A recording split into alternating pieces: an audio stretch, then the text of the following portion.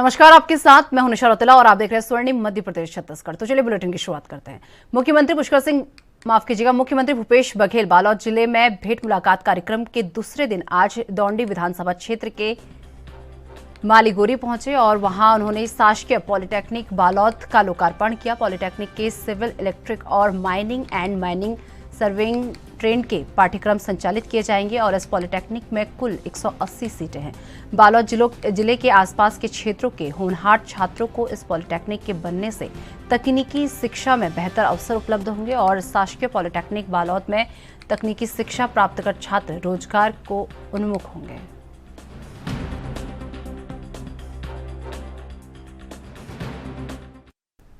CM Shivraj Singh Chauhan आज उज्जैन पहुंचे। आपको बता दें कि सीएम शिवराज सिंह चौहान निरसिंह घाट के पास समन्वय परिवार के आश्रम में शामिल हुए और जहां उन्होंने स्वामी सत्यमित्रानंद गिरी महाराज की मूर्ति का अनावरण किया।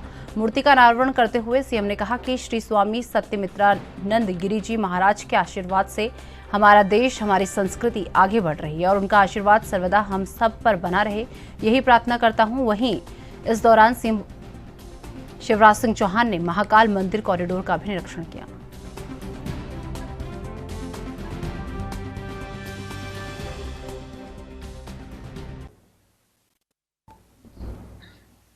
भगवान शिव की लीलाएं, मां पार्वती, गणेश जी, कार्तिकेय जी, ब्रह्मा, विष्णु, महेश, सृष्टि का सार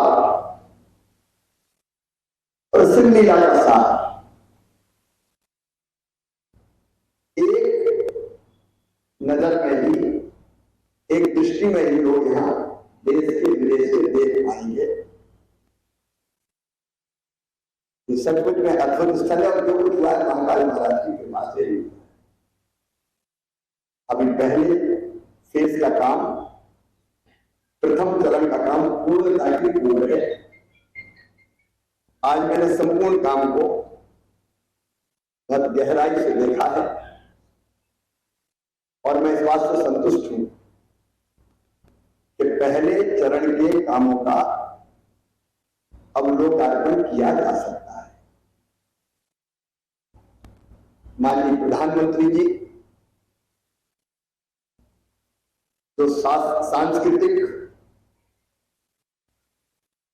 राष्ट्रवाद की ध्वजा पताका लेकर भी चल रहे हैं। भारत की संस्कृति, जीवन मूल्य, परंपराएं, उनका दुनिया भर में प्रसार हो रहा है और उन्हीं से प्रार्थना की है माननीय प्रधानमंत्री श्रीमान नरेंद्र मोदी जी से तो महाकाल महाराज के परिसर के मध्य प्रदेश के जबलपुर में वेटरनरी कॉलेज में आयोजित बलिदान दिवस कार्यक्रम का आयोजन किया गया। आपको बता दें कि कार्यक्रम में उपराष्ट्रपति जगदीप धनखड़ और मुख्यमंत्री शिवराज सिंह चौहान ने शिरकत की, जहां दोनों का भव्य स्वागत किया गया। जहां सीएम शिवराज सिंह चौहान ने कहा कि इस वर्ष से ही पेशा कानून लागू कर दिया जाएगा और 15 नवंबर को जनजातीय गौरव दिवस पर सार्वजनिक अवकाश का ऐलान किया।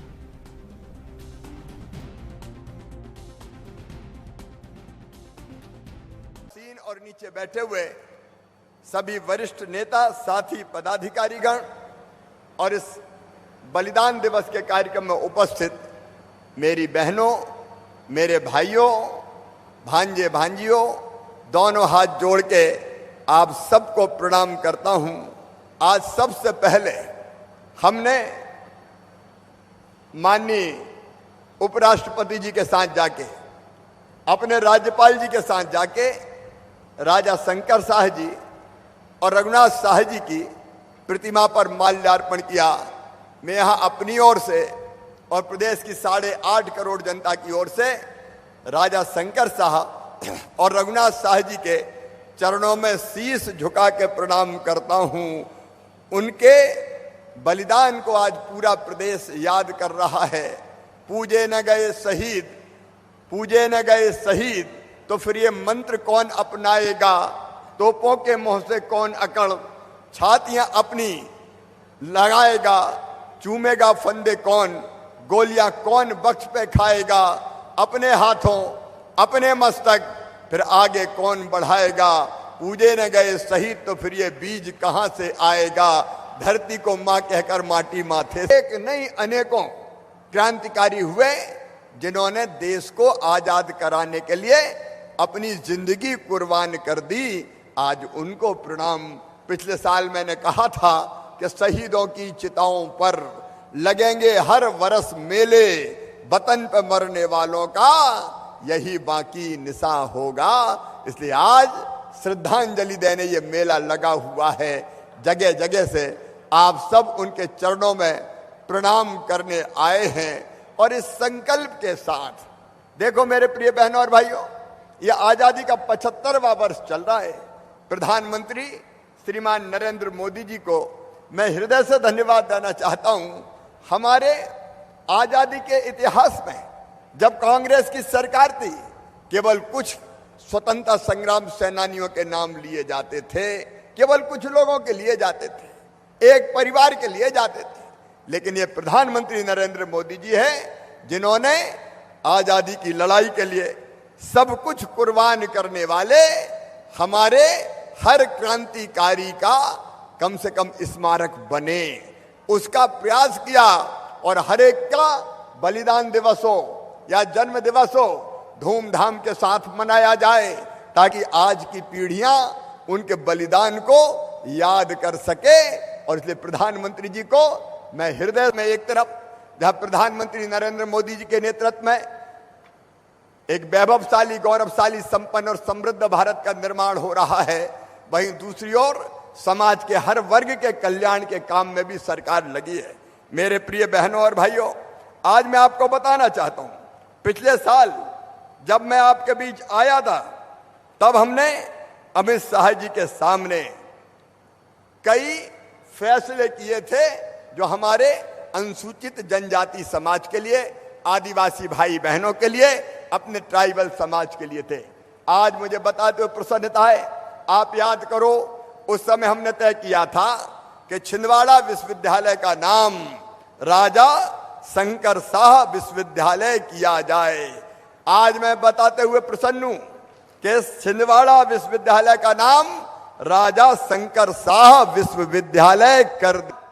15 नवंबर को भगवान बिरसा मुंडा की जयंती को जनजाति गौरव दिवस के रूप में मनाएंगे। मुझे खुशी है हमने यहां फैसला किया और बाद में भारत के प्रधानमंत्री हमारे श्रीमान नरेंद्र मोदी जी ने तय कर दिया 15 नवंबर बिरसा भगवान के जन्मदिन को जनजाति गौरव दिवस के रूप में पूरे हिंदुस्तान में मनाया जाएगा। ये दिन जनजाति गौरव के नाम हो गया है। और आज 18 सितंबर है, 15 नवंबर को फिर धूमधाम से पूरे मध्य प्रदेश में गांव-गांव में जनजाति गौरव दिवस मनाया जाएगा। और जनजाति कल्याण की और भी अनेकों योजनाएं जो हमने बनाई है उनको हम इंप्लीमेंट करने का काम करेंगे।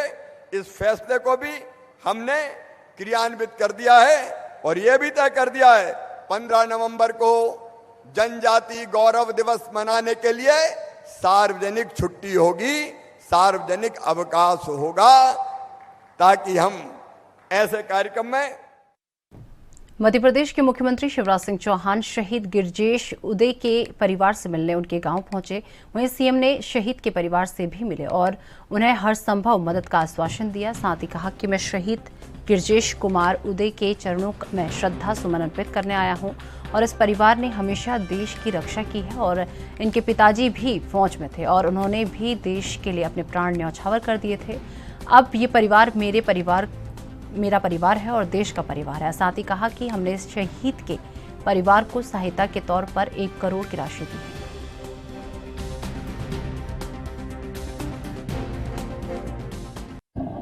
शहीद गिरजेश कुमार उदय जी के चरणों में श्रद्धा की सुमन अर्पित करने आया हूं।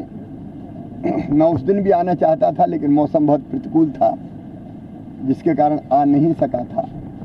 वहीं से मैंने अपना संदेश भेजा था। शहीद गिरजेश कुमार उदय ने भारत माता की सीमाओं की रक्षा करते हुए अपना सर्वोच्च बलिदान दिया है। आतंकवादियों से जूझते हुए त्रिपुरा में भारत और बांग्लादेश की बॉर्डर पर वो लड़ते हुए आतंकी हमले में शहीद हुए। आज मैंने श्रद्धा के सुमन भी यहाँ अर्पित किए हैं, परिवार से भी भेंट की है। हमने तय किया था कि 1 करोड़ रुपए की सम्मान निधि परिवार को दी जाएगी, वो दे दी गई है। आज हम वो स्थान भी देख रहे हैं जहाँ शहीद गिरजेश कुमार उद्दे की प्रतिमा स्थापित की जाएगी। बीजा दांडी का जो उत्कृष्ट उच्चतर माध्यमिक विद्यालय है उसका नाम शहीद गिरजेश कुमार उद्दे के नाम पर रखा जाएगा और परिवार के एक सदस्य को बेटे के लिए परिवार ने कहा है उसको शासकीय सेवा में लिया जाएगा। इस परिवार की उद्दे परिवार की परंपरा ही है सेना में भर्ती होके भारत माता की सीमाओं की रक्षा करना। देश के लिए लड़ने वाला परिवार है ये। इनके पिताजी भी परिवार के बाकी साथी भी फौज में रहे हैं और पिताजी ने भी फौज में रह के मुझे अभी बताया गया है कि लड़ाई लड़ी है। ये तो देशभक्त परिवार है जो देश के लिए काम करता है, देश के लिए लड़ता है। इस परिवार कोरोना महामारी के चलते लागू देशव्यापी लॉकडाउन के कारण भर्ती परीक्षाओं के उम्मीदवारों को बड़ा नुकसान उठाना पड़ा है। आपको बता दें, ऐसे कई मामले देखे गए हैं कि प्रतियोगी परीक्षा की तैयारी कर रहे उम्मीदवार महामारी के चलते परीक्षा नहीं दे पाए और ओवर एज हो गए। इन उम्मीदवारों की परेशानी को ध्यान में रखते हुए मध्य प्रदेश सरकार ने MPPSC परीक्षा के लिए अधिकतम आयु सीमा में 3 वर्ष की छूट देने का ऐलान किया है। हाँ, मुझे कई बच्चे मिले कोविड के कारण पिछले वर्षों में PSC की परीक्षाएं नहीं हुई, स्थगित हो गई थी और इसके कारण कई बच्चे ओवर एज हो गए और उन्होंने मुझसे आग्रह किया था कि परीक्षा ना होने के कारण जो बच्चे ओवर एज हुए हैं उनके साथ अन्याय हो रहा है और इसलिए एक बार के लिए जो अधिकतम आयु की सीमा है PSC में परीक्षा देने की उसको 3 साल के लिए बढ़ाया जाए ताकि बच्चों के साथ न्याय हो सके। उनका पक्ष मुझे पूरी तरह से न्यायपूर्ण लगता है और इसलिए हम ये फैसला कर रहे हैं कि PSC की जो अधिकतम आयु की सीमा थी उसमें 3 साल की वृद्धि की जाएगी एक बार के लिए ताकि इन बच्चों को। MP के गृह मंत्री डॉक्टर नरोत्तम मिश्रा ने कहा कि मध्य प्रदेश कांग्रेस प्रभारी JP अग्रवाल जी ने स्वीकार कर लिया है कि प्रदेश में कांग्रेस कमजोर और सोई हुई है। आदिवासियों के नाम पर सियासी रोटियां सेकने वाली कांग्रेस से भाजपा को किसी भी प्रकार का प्रमाण पत्र लेने की जरूरत नहीं है। आगे उन्होंने कहा कि भारतीय जनता पार्टी चुनाव को देखकर नहीं, सेवा और विकास के भाव से कार्य करती है। इसके अलावा डॉक्टर नरोत्तम मिश्रा ने अन्य मुद्दों पर भी अपनी बात रखी। क्या कुछ कहा, आइए आपको सुनाते हैं। इतना तो उन्होंने मान लिया है कांग्रेस सोई पड़ी है, जिसको जगाने की वो बात कर रहे हैं। ये भी उन्होंने मान लिया कि कांग्रेस कमजोर है। अब बाकी ये 76 वर्षीय हैं कि 74 वर्षीय, 78 वर्षीय हैं, कितना जगा पाएंगे अपन देखते हैं। उन्होंने ये भी कहा था JP अग्रवाल ने कि जय जय कमलनाथ नहीं चलेगा, जय जय कांग्रेस पार्टी चलेगी। कांग्रेस में हमेशा व्यक्ति विशेष को देखकर। हाँ, वो अभी मध्य प्रदेश में ऐसा कह सकते हैं पर दिल्ली में ना कह दें कहीं गलती। और कांग्रेस क्या कहेगी वैसे, और कांग्रेस से हमको प्रमाण पत्र की जरूरत भी नहीं है। और ये मत कहिए चुनाव के रहते हुए, 1.5 साल पहले माननीय अमित शाह जी आए थे, 1 साल पहले माननीय प्रधानमंत्री जी आए थे। चुनाव को देखकर भारतीय जनता पार्टी कभी कोई काम नहीं करती है। हम विकास और सेवा के मार्ग पर चलते हैं। हमने कैसी सेवा की कोरोना काल में, प्रधानमंत्री से लेकर मुख्यमंत्री तक पूरे देश ने देखा है। इसलिए कमलनाथ जी जो घर से निकले ही नहीं थे वो हमें प्रमाण पत्र देंगे, जो पानी में उतरा ही नहीं वो हमें तैरना सिखाएगा। हम तो शुरू से कह रहे थे, अब कांग्रेस के लोग कह रहे हैं कि भारत ऐसे नहीं जुड़ता है और कहीं टूटा हुआ दिखे तो बताना। अब लक्ष्मण सिंह जी ने कह दिए। वैसे लक्ष्मण सिंह जी स्पष्टवादी रहे कई मामलों में और उनकी ये स्पष्टवादिता उनकी पहचान बन गई है।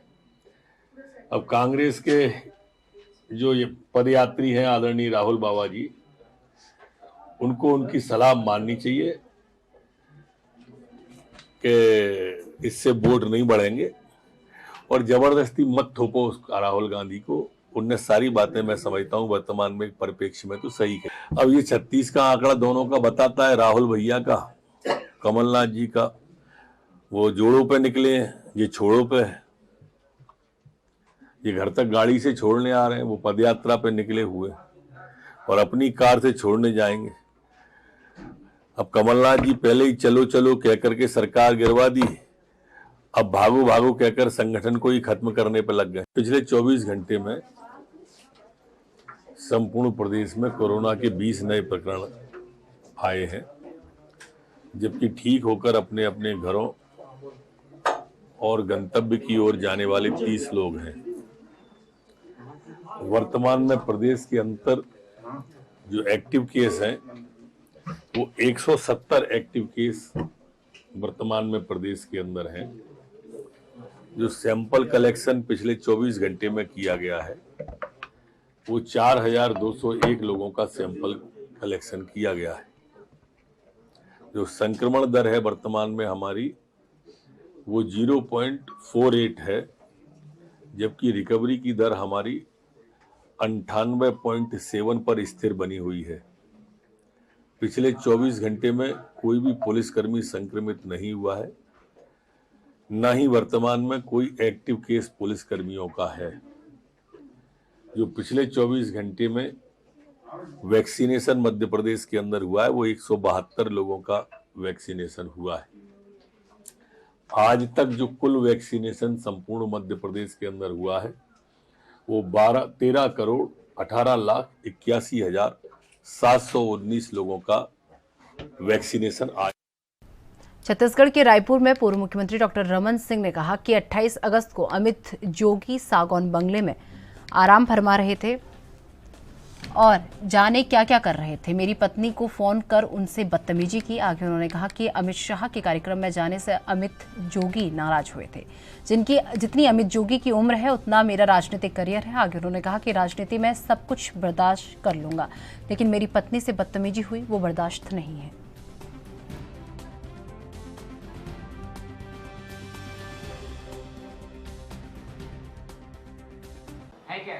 मेरे संपर्क में सभी है। विधायक के संपर्क में नहीं रहेगा और विधानसभा में बातचीत होती है, चर्चा होती है। हम उनको अपना स्वतंत्र उनका विचार और अस्तित्व तो रहा है। तो जब भी ज़रूरत होती थी, अमित शाह के कार्यक्रम में भी हमने इनवाइट किया था, आम आदमी को भी किया था, ये लोग भी आए थे। संबंध हमारे बहुत अच्छे हैं और पहले भी अच्छे थे, आज भी अच्छे हैं और आने वाले समय में भी ये संबंध हमारा बरकरार है। क्या पार्टी में आएंगे ये माने? ये निर्णय उनका है। यदि भारतीय जनता पार्टी में आने का निर्णय ये दोनों विधायकगण लेते हैं तो पार्टी विचार करेगी। ये कहा जा रहा है कि जोगी परिवार इसलिए भी डरा हुआ था कि 2 विधायक अगर आ जाएंगे तो पूरी पार्टी का विलय हो जाएगा, इसलिए उन्हें अलग कर दिया। क्या ऐसा था? विलय होने उनकी रणनीति क्या है मुझे अभी तक समझ में नहीं आया है, मगर कोई ऐसा आरोप पार्टी विरोधी किसी गतिविधि में तो लिप्त थे नहीं। वो अपना विधायक के दायित्व को निर्वहन कर रहे थे, मगर उनके लिए अब रास्ते खुले हैं। पार्टी ने यदि अलग कर दिया है तो उनके दरवाजे सबके लिए खुल गए हैं। उनको क्या वंचित कर दिया जाएगा इस फैसले के बाद? अब ये फैसला कोर्ट का आ चुका है। अब राज्य सरकार को उसको निर्णय लेना है कि आगे इसको लड़ाई को कैसे लड़े। जब तक इस फैसले के अगेंस्ट में ये पूरी ताकत के साथ यहाँ से लेकर सुप्रीम कोर्ट तक नहीं लड़ेंगे तब तक। चलिए मेरे साथ स्वर्णिम मध्य प्रदेश छत्तीसगढ़ में बस इतना ही। देश दुनिया की तमाम बड़ी खबरों के लिए देखते रहिए एनबी न्यूज़। नमस्कार।